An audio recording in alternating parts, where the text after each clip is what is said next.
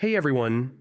Today I'm going to show you how to use Skool to build a paid community. If you want recurring income online, this is one of the simplest ways to get started. First, sign up on Skool and create your own community.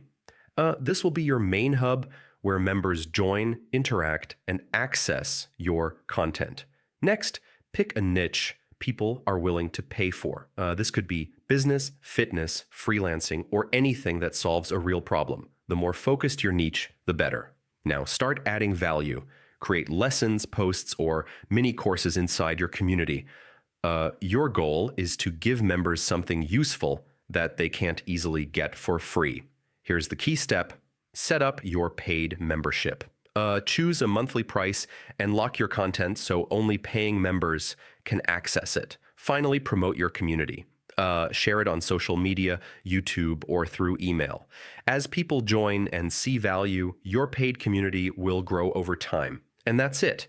Building a paid community on Skool is really that simple.